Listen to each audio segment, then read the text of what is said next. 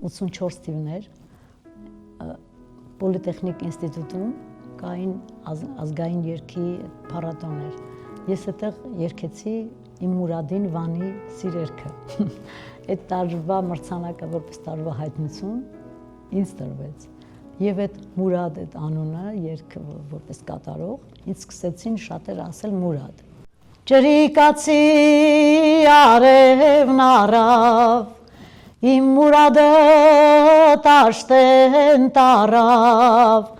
Պարև է տուր պարև չարա Մարեն օր սերեն վառա Մեռին քեզի անուշ մարե Իմ Մուրադը մինու ջարե Ինչ անեմ փշում կոլոտի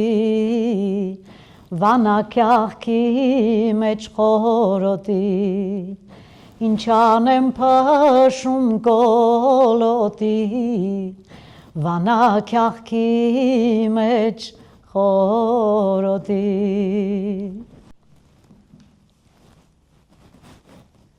Տարեդարձի ինքնանկար հաղորդման հյուրն եմ, երգչուհի, Հայաստանի վաստակավոր արտիստ, Շողակն ֆոլք անսամբլի հիմնադիր Հասմիկ Հարությունյանը։ Բարև ձեզ։ Ինչ կպատմեք ձեր մասին, որտեղից եք սերում։ Խնդրում եմ ներկայացնել նաև ձեր Գերդաստանի պատմությունը։ Գերդաստանի մասին խոսելիս իմ մտքով պետք է գնամ հասնեմ Մշոդարդ, որտեղից իմ հայրական կողմի տատն ու պապն են, մայրական կողմս գնում են Խոյ, մեծացել եմ Երևանում, գաղթականների ցեղասպանություն վերապրածների ընտանիքում, որ մանկության հուշերը լիքն են տատիս, պապիս պատմություններով, հատկապես իմ Մշեցի տատը, որը մեր ընկերների և մեր միջավայրում շատ հայտնի էր որպես լավ պատմող և գեղեցիկ երգող, չգիտեմ, և ինքը միշտ մեզ ավագ մեր հայրական տանը, ինքը միշտ պատմություններ էր պատմում, որովհետև իրեն գաղթից փրկվելը ճանապարհին և ամուսիններ զոհվել, որովհետև ֆիդայի էր և զավակ էր կորցրել, շատ դժվարությամբ, Սոսեի օգնությամբ, ինքը ընկերուհին էր եղել, և Անդրանիկի օգնությամբ հասել էր Արևելյան Հայաստան, հասել էին Ապարան, Ապարանի հյուրընկալ հողը, հայրս այնտեղ է ծնվել, հետո երբ որ գյուղը պիտի դառնար ջրամբար, հայտնի Չամռլուն, տեղափոխվել են Երևան, մենք երեխա էինք, մենք ծնվել էինք սովետական ժամանակներում, ինչ որ կատարվում էր դա մերն էր, մեր սերունդի, իմ սերունդի ժամանակներն էին, բայց ինքը միշտ անհաշտ էր, որովհետև միշտ պատմում էր, թե ինչ են կորցրել, այդ դա շատ անհասկանալի էր ու միշտ հիմա ավելի հաճախ եմ հիշում, երբ որ իրենք արդեն մահանում էին, Մշեցի տատս հորս խնդրում էր, որ իրեն տանեն և մուշում հուղարկավորեն, երբ որ հայրս ասեց, որ սահման կա, ասեց, ես չեմ կարող դա անել, մի խնդրի դա, տատս ասեց, բայց մեռնողին ինչ սահման, մեռած մարդու սահմանը որն է, հիմա երբ որ արդեն տարիներ անցան և ես էլի իմ ընտանիքին ու անդամները կարողացանք գնանք պատմական Հայաստան, գնանք տեսնենք Մշոդաշտը, կարծես ավելի հասկանալի դարձավ իրենց ցավը, հետո այն ընտանիքում եմ մեծացել, որ ես չգիտեի, որ ուրիշ ընտանիքներում գաղթականներ չեն լինում և ուրիշ ընտանիքներում ուրիշ բաներ են ուտում, ուրիշ երգ են երգում, ճիշտ է իրենք շատ չէին պատմում, որովհետև այդ հիշելը շատ դժվար էր, այդ կորուստի մասին հիշելը, բայց պապս չէր խոսում, որովհետև ինքը նաև տեսել էր հաջորդ ազատամարտերը, Սարդարապատ էր տեսել, բայց տատս երգում էր, ով մեր տուն մտներ, աղջիկ թե տղա, դասընկերներից, ուսանողական ընկերներից, բոլորի համար երգում էր։ Ասում էինք, իր հարսանիքը չի մի երգի, կամ առիթ չկա, ասում էր, քանի սաղ եմ մկա երգեմ, երբ որ հարսանիք եղավ, մի հատ այդ ժամը, այդ վաղտկի երգեմ։ Ու այդպես երգում էր, ու տխուր երգեր չէր երգում, ուրախ երգեր էր երգում։ Այդպես մեծացանք, ոնց գնացինք ֆիզմատ դպրոց, հետո այսպես կյանքի ճանապարհը պատահական առիթով տարավ Հայրիկ ու Մարո Մուրադյանների տուն,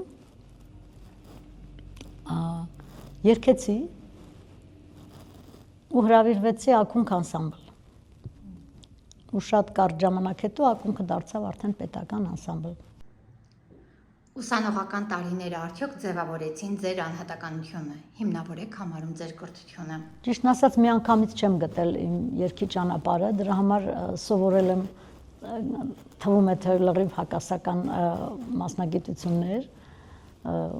գնացել եմ ֆիզմատ դպրոց եւ բոլորը կարծում են ես այդ ճանապարհն էլ կընտրեմ, բայց շատ պատահական ձևով առաջի անգամ տեսա երաժշտական ուսումնարան Երևանում, հիմա ասում են քոլեջ, եւ գիտեք այդ ֆիզմատ դասարաններում համարյա ոչ ոք այնտեղ չգիտեր, որ ես կարող եմ երգել կամ ինչ որ, որովհետեւ շատ կարճ ժամանակ են այդ դասարանները հավաքվում։ Ես այսպես մտածելով, որ ասեցի ես կարող եմ այստեղ ընդունվել, բոլորը ծիծաղեցին, ես ընդունվեցի, բայց ինչն էր տարօրինակ։ Ես նույնիսկ երաժշտական դպրոց չէի ավարտել։ Ուղղակի երգեցողության բաժինը այդպես պայմանական ընդունում էին առանց երաժշտական դպրոցի։ Բայց ինչու եմ շնորհակալ այդ 4 տարիներին, որ ես գրագետ երաժիշտ դարձա։ Գրագետ ամեն իմաստով, որովհետև դասախոսները շատ լավն էին եւ ես լավ էի սովորում։ Հետո ինձ երբեմն թվում է թե տարիները կորցրեցի, բայց ես եթե չունենայի այդ գրագիտությունը, շատ դժվար կլիներ հասկանալ միայն ձայնով, կենթանի կատարողից կամ ինչպես պիտի շփվեի այդ արխիվների հետ, չէ՞։ Այդ իմաստով շնորհակալ եմ։ Հետո արդեն ասեցի, որ ճանապարհին տարավ ակունք, ես այդ ընթացքում նաև տեխնիկական կրթությունս, բարձրագույն կրթությունս լրացրեցի։ Ֆիզմատ ֆակուլտետում ստացա կրթություն, բայց հետո հասկացա, որ ավելի ինձ հետաքրքիր է, որ երաժշտության հետ աշխատեմ։ Այդպես սկսեցի կամաց ինձ համար համերգային ծրագիր հավաքել, սովորել, լրիվ իմ նախաձեռնությամբ, որովհետև շատ կարճ ժամանակ հետո ակունքում Մարո Մուրադյանը մահացավ, մենք համարյա որբացանք եւ ամեն ինչ մնաց մեր ուսերին, ինչպես իր ճանապարհը կշարունակի։ Ես այդպես մի երջանիկ նախախնամությամբ մնացի այդ ժանրի մեջ ու շատ ուրախ եմ իմ հավատարմության համար, երբեք ժանրը չփոխեցի, նույնիսկ եթե ակունքի համար դժվար ժամանակներ էին, էլի փորձում ենք պահպանել, հետո այնպես ստացվեց, որ մի քանի հոգով առանձնացանք եւ ստեղծվեց հանրահայտ շողակնը անսամբլը եւ այդպես բացվեց մեր ֆոլկլորի առաջ ամենահռչակավոր դահլիճների դռները, շատ մեծ պատասխանատվություն էր կանգնել եւ մաքուր արվեստ ներկայացնել այն դահլիճներում, որտեղ որ դա անսովոր բան էր Հայաստանից, այս ովքեր են, ինչպես մենք երբևէ եղել են երևի 1-2 դեպք, որ հայ համայնքի հետ առնչվենք եւ ուրախ ենք եւ շատ տխուր էր, որ մեր հայրենակիցները այդ պրոֆեսիոնալ դահլիճներում չեն։ Այդպես շողակնը աշխարհով մեկ տարածեց մեր էթնիկ երգը, հրատարակվեցին բազմաթիվ ձայներիզներ։ Իմ կյանքի ճանապարհը ինչով որ հիմա ավելի շատ եմ հայտնի, համոզեցի մեր պրոդյուսերին, որ օրորոցայինների ձայներից ձայնագրվի ինքը չէր էլ պատկերացնում, որ այդքան իրարից տարբեր եւ համարյա էպիկական հնչողություն ունեցող երգերը օրորոցային են։ Հետո բախտս բերեց, թե իմ բախտը իհարկե բերեց, որովհետև դա մեր ժառանգության, մեր երգերի ուժն է։ Իմ ձայներիցը ճանաչվեց New York Times-ի կողմից այդ տարվա լավագույն հայկական արտադրանք։ Ու դա կարծես դարձավ ինձ համար այցեքարտ եւ սկսեցի հրավիրվել ակապելլա օրորոցային 1 ժամ անընդհատ, որ իմ ամենասիրելի ժանրն է։ Եվ ամեն անգամ այսպես արցունքներով մտածում էի, այս ինչ մայրեր են հորինել, այս ոնց կարող է պատահել։ Եվ հավատացեք, որ իսկապես շատ դժվար էր օտարներին համոզել, որ սա օրորոցային է։ Սովորական չեն, իրենք շատ հզոր մեղեդային կառուցվածք ունեն եւ ինչ ասեմ, մյուս ժողովուրդների օրորոցայիններին նման չեն։ Հիմա ուսումնասիրում եմ Գրիգոր Սյունու արխիվը եւ շատ հետաքրքիր էր գտնել մի օրորոցային, որ առաջ չէի տեսել, երգել է իր տատիկը, իր օրորոցին, դա շուշեցի կոմպոզիտոր է, ուրեմն երգը Շուշիից է, արցախյան օրորոցայինի նմուր, ուրիշ օրորոցային եմ Արցախից ձայնագրել, բայց սա ինձ համար էլ է նոր։ Նենի բալա, նենի, նենի, նենի, նենի ձակուկ, նենի, նենի օրոր, կրակվարենք լուսնենք, Elur մաղենք հեսնենք, շանլակոտին դուսնենք, բալանենի, նենի օրոր, նենի բալանենի, նենի, նենի, նենի բալանենի, նենի օրոր։ Արդյոք նպատակասլացեք, ինչն է ձեզ առավոտյան ստիպում վեր կենալ անկողնուց։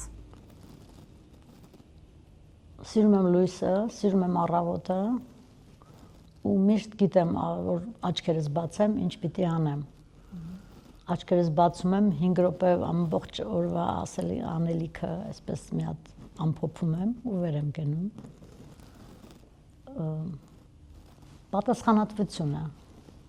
Պատասխանատվությունը եւ հավատարմությունը այն ամեն ինչին, ինչ որ ես սիրում եմ։ Եվ իմ առօրյան ասեցի լիքն է դրանով, եւ իմ միջավայրը լիքն է դրանով։ Ես գիտեմ, որ այս ժողովրդական էթնիկ մշակույթը սիրող շատ մարդիկ կան եւ ես իրենց առաջ պատասխանատու եմ, ինչ որ անեմ, ինչ որ ներկայացնեմ։ Դա է պատասխանատվությունը։ Ֆոլկլորային արվեստը այսօր բավականին մոդեռն է դարձել, կարելի է այդպես ասել։ Եվ երաժշտության բնագավառում ձեր ներդրումը կարծում բավականին մեծ է։ Գիտեք, պիտի նայենք մեր պատմությանը։ Մարդիկ, մեր տատերը, պապերը, այդ մամիկները, պապիկները կորցրեցին ամեն ինչ, իրենց հետ ինչ փրկեցին, բերեցին։ Մշակութային իհարկե ահռելի ժառանգություն ամբողջ այդ ճանապարհին աշխարհով մեկը գնաց եւ շատ բան կորցրեցինք, բայց նաեւ ահագին բան հավաքվեց, բանահավաքները, ովքեր որ գնացին, հավաքեցին եւ փորձեցին հրատարակել, փորձեցին թողնել մեզ այդ ժառանգությունը, պատասխանատվությունը իրենց առաջ եւ ընդհանրապես մեր մշակույթի առաջ։ Մենք ուղղակի բախտավոր որերորդ սերունդն ենք, չէ՞, այս ամեն ինչ մեջ։ Եթե նայենք հազարամյակների ժամանակաշրջան ապրած երգային նմուշներ կան։ Եվ այդ բախտավորությունը, որ դու այսօր կարող ես դա հնչեցնել, եւ եթե մի քանիսն էլ հավանեն դա կամ մի քանիսն էլ իմ նման ինչ որ լույսով, ինչ որ հրաշքով հասկանան, որ դա կդառնա կյանքի ճանապարհ, ես երբեք չեմ մտածել, որ դա իմ կյանքի գործն է դառնալու։ Դրա համար ինչ ասեմ, եթե ինչ որ հետք թողել եմ, շնորհակալ եմ այն մարդկանց, ովքեր հավաքել են այդ երգերը եւ հրատարակել են, որ այսօր մենք կարող ենք այդ ահռելի ժառանգությունից օգտվել եւ բախտավորություն է այդ երկերի, այդ նմուշների հետ առնչվելը։ Սա է, եւ եթե ինչ-որ բան թողրել եմ, որ հիմա այսօր լսում եմ, որ իմ համերգային ծրագրից շատ նմուշներ կատարվում են, փորձում են ինչ-որ ձևափոխություններ անել, բան իհարկե հաճախ ոչ գրագետ, որովհետեւ հիմա շատ չեն խորանում, մեր երիտասարդները շտապում են ամեն ինչի մեջ, իրենք շատ ժամանակ չունեն սովորելու, խորանալու, շատերը մինչև հասնում են ինչ-որ բանի, ինչ-որ շատ բաներ փչացնում են, հեռանում են աղբյուրից, փորձում են ավելի մոդեռն ժամանակի մեջ տեղավորվել, փորձում են ավելի այս իրականության պահանջմունքները բավարարել, բայց միշտ պիտի հիշել, որ այս մշակույթը ավելի հոգևոր է, քան թե առօրյական։ Եվ հիմա ամերիկյան դահլիճներում ինչ է կատարվում, մարդիկ ուզում են պարտադիր չի ինչ ժանր է, ինչ երգային նմուշ է, փորձում են այնպես անել, որ մարդկանց ուրախացնեն։ Այսա շատ տխուր բան է եւ չեն խորանում ժանրի մեջ։ Ասենք մի օրինակ բերեմ, գնում են հարսի ավանդական ծեսի ինչ որ արարողության, բայց այդ պահի համար ստեղծված եւ բազմաթիվ էս շքեղ նմուշները չեն կատարվում։ Կատարում են մի թեթև սիրուն բան, որ չգիտեմ, ոչ մի կապ չունի այդ տիեզերական խորհրդի հետ, այդ պահի պատասխանատվությունը, բա թե դու ընտանիք ստեղծման, ընտանիքի հիմնադրման, ինչ որ այդ հատուկ ծիսակարգի մեջ ես։ Էլ ուրիշ բան է, որ հարսի շոր են հագնում, գնում կանգնում հարսի կողքը։ Սա ընդհանրապես չեմ հասկանում, փորձում եմ ժպիտով անցնել, որովհետև մտածում եմ դե ոչինչ, մի օր ավելի հասուն գիտակցությամբ կմոտենան ժանրին, բայց որ տեսնում եմ ոնց է աղավաղվում, եթե կա պահպանված նմուշը եւ ես աղավաղվելը ինձ համար տարօրինակ է, ինչու, եթե դա գանձ է, ինչու ես վերցնում այնքան պրիմիտիվացնում, սա ուղղակի անհասկանալի է, ինչա կատարվում, վերցնում են ժանրը, ուրիշ ժանրի մեջ են տեղափոխում եւ կարծես ժավել են դրել այդ երգը։ Չկա ոչ գույնը, ոչ իմաստությունը, ոչ մեղեդային այդ հետաքրքիր մեզ, մեր հայ երաժշտությանը բնորոշ անցումային ինչ ասեմ։ Հա, ես դեմ չեմ, որ փոխհատկերպվի ուրիշ ժանրի, բայց կարելի է մի քիչ ազնիվ մոտենալ։ Խոսել, եթե խոսում ենք ֆոլկ արվեստի մասին, մշակութային ժառանգության մասին հատկապես, պիտի ազնիվ վերաբերվել իրեն, էլի, չպիտի խաբել լսողին, դիտողին, այս սա է խնդիրը, եւ աշխարհը մեզ ավելի շատ կհարգի եւ ավելի շատ կհասկանա։ Հիմա ես որ ավելի շատ դրսում եմ լինում, շփվում եմ օտար ազգերի համալսարանականների հետ նաև, ես հիմա տեսնում եմ ավելի ցայտուն է այդ թե ինչ ենք մենք կորցնում։ Նրանք ուղղակի պարզեցրած վիճակը ավելի անհասկանալի է դառնում, քան բուն պահպանված նմուշը հենց ինչպես որ պահպանվել է, այդպես կատարել է։ Դա հասնում է մարդկանց սրտին, մտքին, հատկապես համալսարանական եւ աշխարհի երաժշտագիտական հանրությանը, իրենց հետաքրքիր է պահպանվածը, ոչ թե քո փոխած էս, այնտեղ քո տաղանդի չափով ինչ որ հասկացել ես։ Ուղղակի ես ամեն ինչը հույս ունեմ մի օր կանցնի եւ երիտասարդները ավելի պատասխանատու, հա սիրում են, բայց չեն պահպանում։ Հասկանում եք ինչ է կատարվում։ Վայ, ասում եմ, այնքան սիրում եմ այս երգը, չեմ էլ հասկացել, որ ես սենց իմ բանով ներշնչանքով ես ինչեր եմ կա արել այս երգի հետ։ Ինչպես եք անցկացում ձեր ազատ ժամանակը։ Շատ լավ բան է ազատ ժամանակ ունենալը։ Ազատ ժամանակ եթե ունենում եմ, փորձում եմ եղբայրներիս, թոռնիկների կամ երեխեքի հետ անցկացնել, որովհետև կարծում եմ, որ երեխեքը ամենաազնիվ շերտն են, որ պիտի իրենց շատ տալ եւ շատ փոխանցել, ամենաազնիվ, ամենագեղեցիկ բանը երեխեքի հետ շփվելն է։ ազատ ժամանակ ես ընդհանրապես սովորել եմ սիրում։ Սիրում եմ այս սովորել, կարող եմ մի գործիքը վերցնեմ, հետո այս գործիքը դնեմ, հետո մի ուրիշ բան, հետո երաժշտական գործիք։ Շատ սիրում եմ երաժշտական գործիք, հետո սիրում եմ խոհանոցային էքսպերիմենտներ, շատ եմ սիրում, որովհետև դա էլ է ինձ համար էթնիկ մշակույթի եւ ես այդ երգերի համը, երգերի իմաստությունը նաև փորձում եմ այդպես ընկալել իմ միջավայրում։ Ես հրաշալի մարդկանց եմ ճանաչում,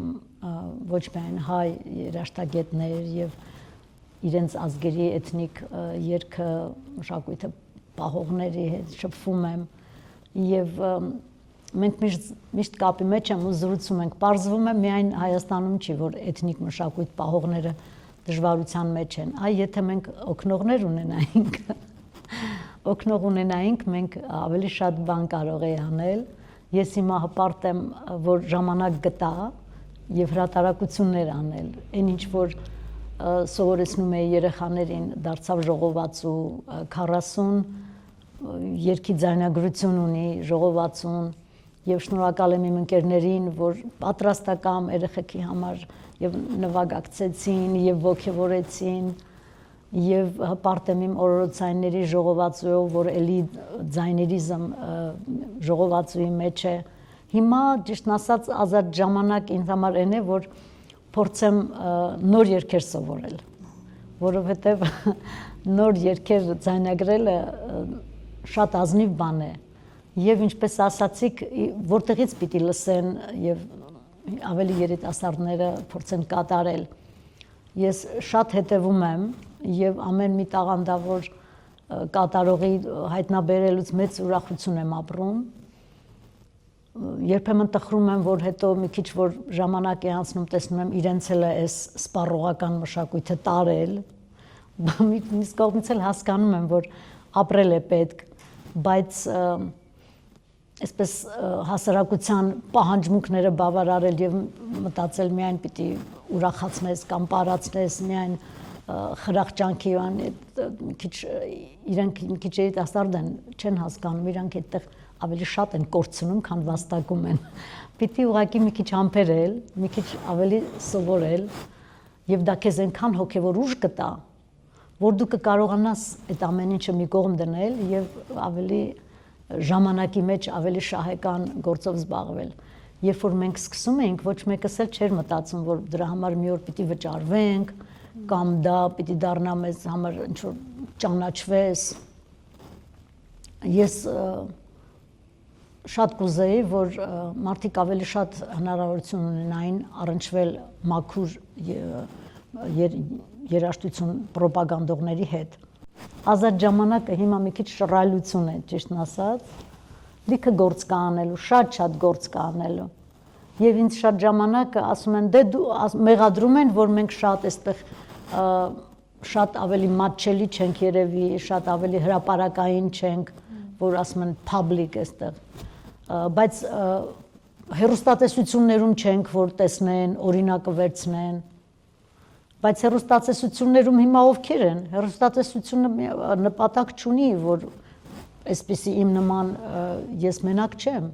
հեռուստատեսությունը ժամանակ չունի, որ խորանա դրա մեջ, իրան էլ պետք են թեթև զվարճանքի ինչ-որ բաներ, մի քիչ մոտենալ արդեն լավ է, բայց ոչ թե խորանալ դրա մեջ, որովհետև սա ազգային արժանապատվության մշակույթ է,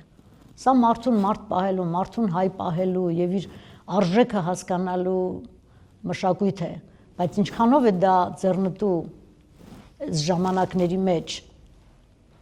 պետական քաղաքականության հետ, ինչքանով է ձեռնտու։ Ես չգիտեմ, ես նույնիսկ չգիտեմ ովքեր են զբաղվում այդ պետական, պիտի որ լինի, չէ, ինչ որ քաղաքականություն։ Բայց մենք ամբողջ աշխարհում ելույթ ենք ունենում, մենք չգիտենք իրենք ինչով են զբաղված, իրենք էլ մեզ չեն ճանաչում։ Կարողացել եք ձեզ իրացնել ձեր մասնագիտությամբ։ Իրացնելը չգիտեմ, բայց ես կարծում եմ, որ ինչ-որ բան արել եմ։ Եվ եթե տեսնում եմ, որ երգեր, որոնք առաջ մարդիկ տեղյակ չէին եւ հիմա շատերի ծրագրում է, դա իսկ արդեն նշանակում է ինչ-որ բան արել եմ։ Եվ ուրախ կլինեմ, եթե որևէ մեկի համար ինչ-որ ճանապարհ եմ բացել, որովհետև կարող է մի երգ լսես ու դա քեզ համար դառնա ճանապարհի սկիզբ։ Իհարկե շատ ավելի բան կարող էի անել եւ որպես կատարող եւ որպես հետազոտող, եթե օգնողներ ունենայի, եթե ֆինանսավորողներ։ Այդքան ֆինանսավորողներ չէ, ինչքան հնարավորություն ներկայանալու հնարավորություն որ լիներ։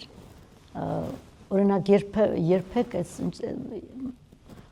երբեք հեռուստատեսություններում թվում է թե այսքան ամբողջը երաժշտական զվարճալի չէ, լա, բայց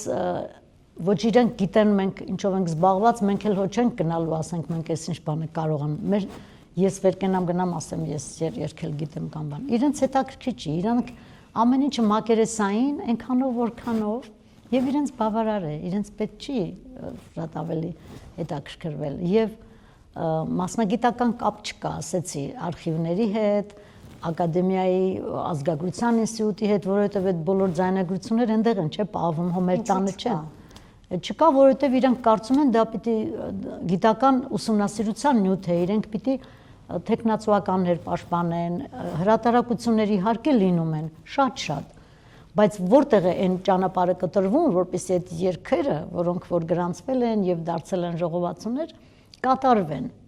որտեղ պիտի դա լինի։ Եթե մենք չվերցնենք, չհետաքրքրվենք, չսովորենք, ձայնագրենք, որտեղ պիտի մարդիկ լսեն այդ ամեն ինչը։ Ակադեմիաներին կից կատարողական արվեստ, Ես չգիտեմ որտեղ ինչ։ Ես չգիտեմ։ Բայց այդ ժողովածուները այսպես լիքը սիրուն նմուշներ հրատարակված մնում են։ Կապ չկա։ Միգուցե լավ է, որովհետև հիմա այնպիսի ժամանակներ են, ինչին ձեռք են տալիս, ավելի լավ է մնար։ Ես միշտ ասում եմ, մի քիչ էլ մեղավորության զգացում ունեմ, որ ինչու եմ հրապարակայնացրել այդ կատարումները, որովհետև վերցնում են ու չես հասկանա ինչ են դարձնում։ Միգուցե պետք է պահել, իսկապես պահում են, որ իրենք միամիտ չեն, պահում են, որ ավելի լավ ժամանակներ ուրիշ սերունդ գա, որ ավելի ազնիվ կվերաբերվի այդ ժառանգությանը։ Իսկապես հասկանում եք, դե պատկերացրեք այս գորգը, որ այսպես նայում ես ու չգիտես չոքես իր առաջ, թե հասկանաս այդ ինչ մայրագործել, ու ինչ մատու եղունգա կպել ես գորգին,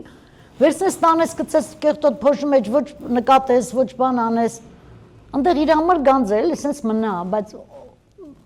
նույնն էլ մեր ժառանգությունն է։ Մասնագիտությամբ իրացրեցիք։ Մասնագիտությամբ ավելի շատ բան կարող է անել, ես կարող եմ անվերջ ձայնագրել եւ թողել նմուշները, բայց երբևէ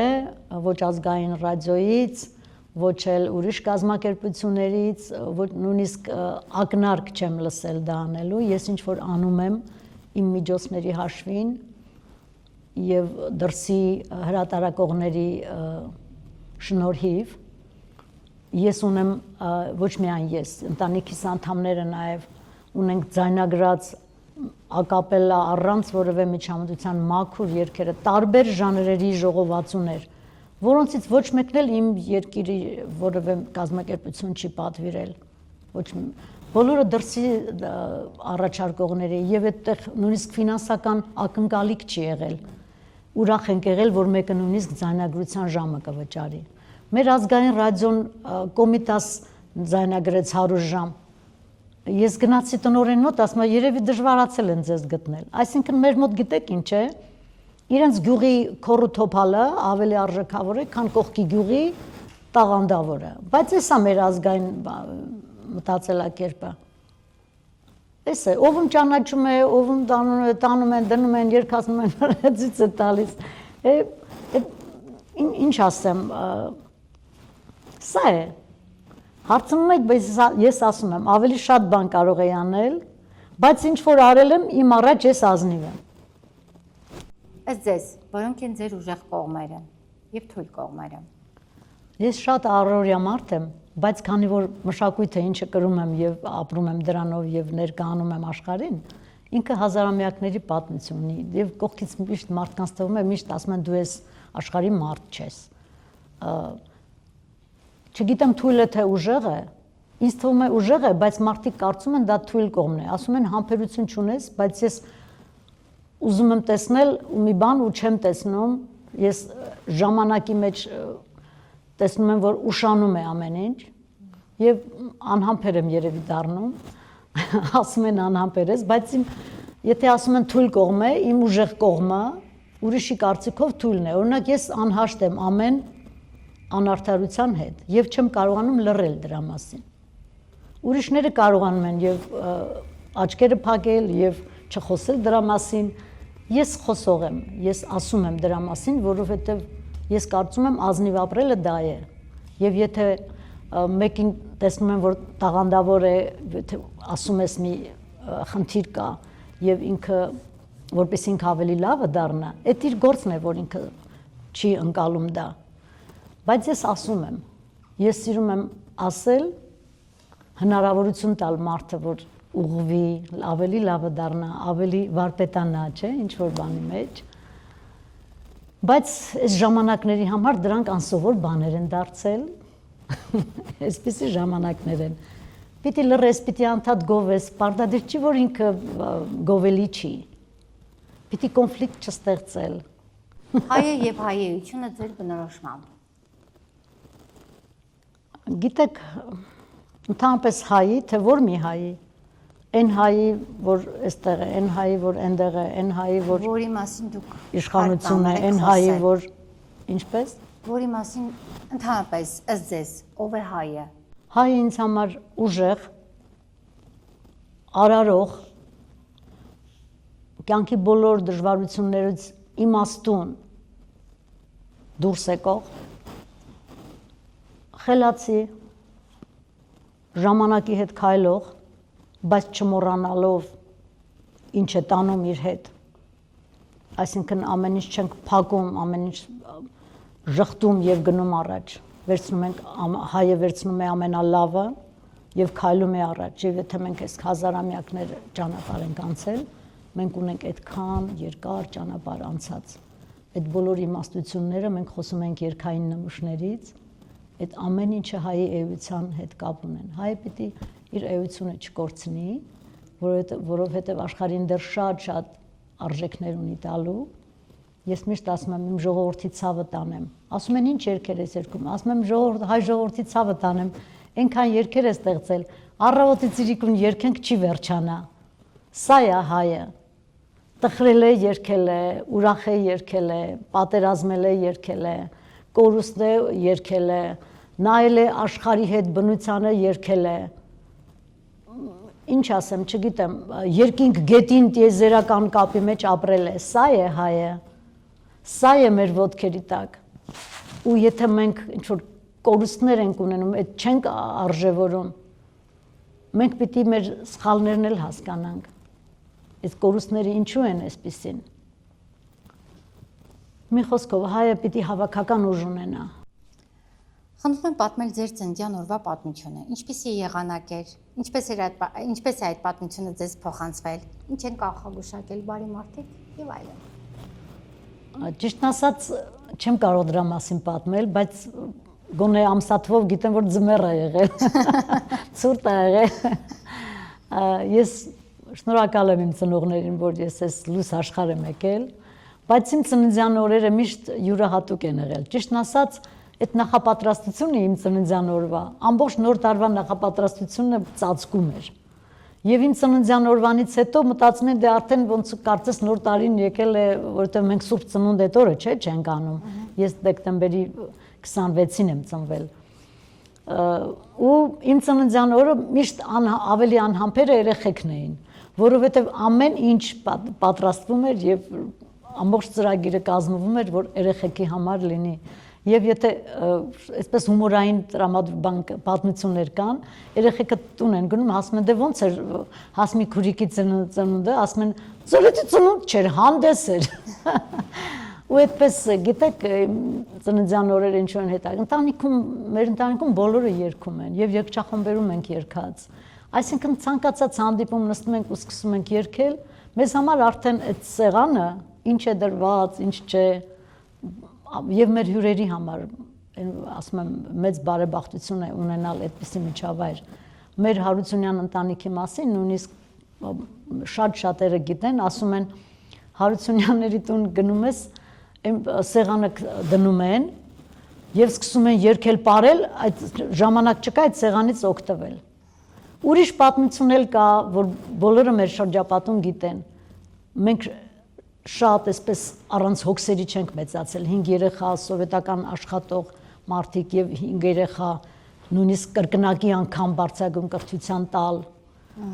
Եվ ասում էին, հայրս մեզ ասում էր, դե մի նեղվեք, երբ որ հյուրեր ենք ունենում, մի նեղվեք, որ մենք իրենց նման երշիկներով, ես մինչերով, բաստուրմաներով սեղան չենք դնում, դուք իրենց համար երգեք, իրենք ձեզ ավելի շատ են հիշելու, քան այդ սեղանի պարունակությունը։ Դա իսկապես մեր ընտանիքի մասին հայտնի պատմություն է, եւ ես շատ կուզենամ, որ այդ հոգեվոր երգը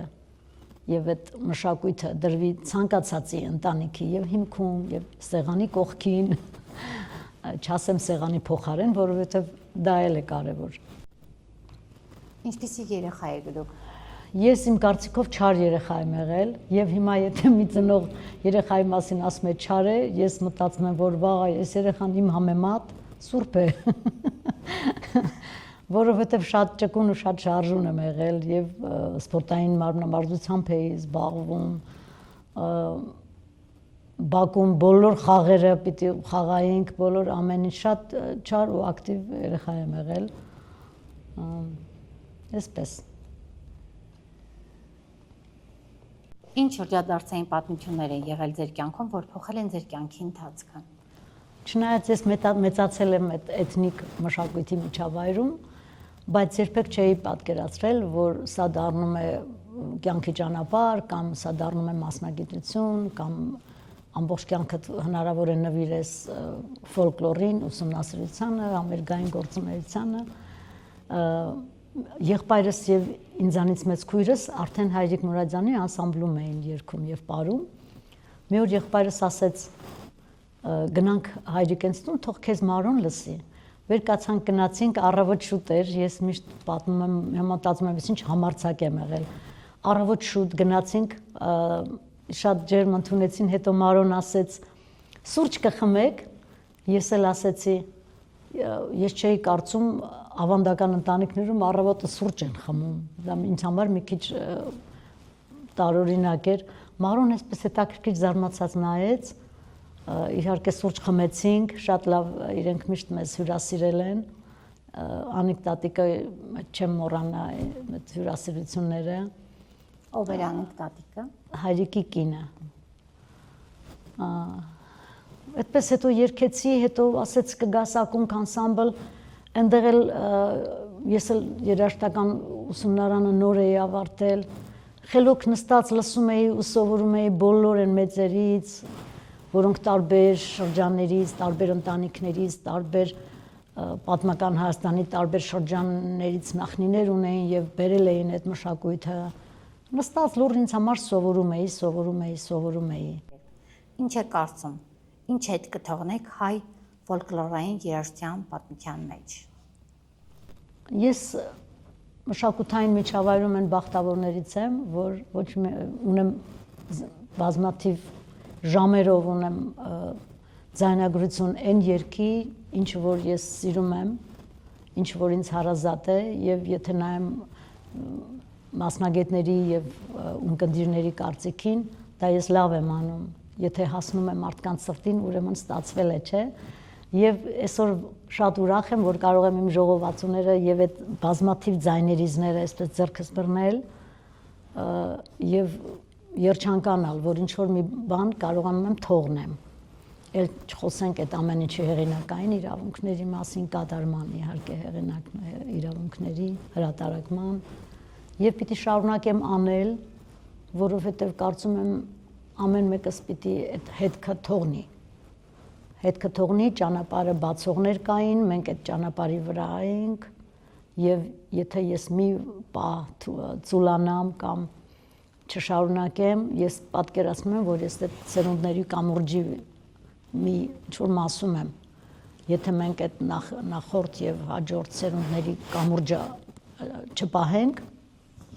ուրեմն ինչ-որ մի բան փլվելու է։ Ես չեմ ուզում այս կամուրջը փլվի։ Ես ուզում եմ ազնիվ ինչ-որ կարող եմ անեմ, ինչքան որ կարողանում եմ անեմ ազնիվ, որովհետեւ ես եմ իմ դատավորը, մեկ էլ այսպես ինձ թվում է դա է եթե ես այսօր լսում եմ ինչքան են փորձում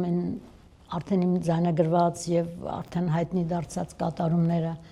ինչքան մարդիկ են փորձում կատարել ինչքան մարդկանց ծրագրում է արդեն այդ իմ ամերիկային ծրագիրը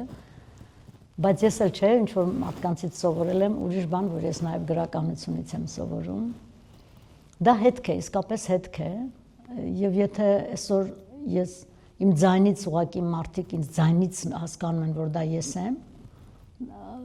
ես սկսել եմ մտածել ձայնի ուժի մասին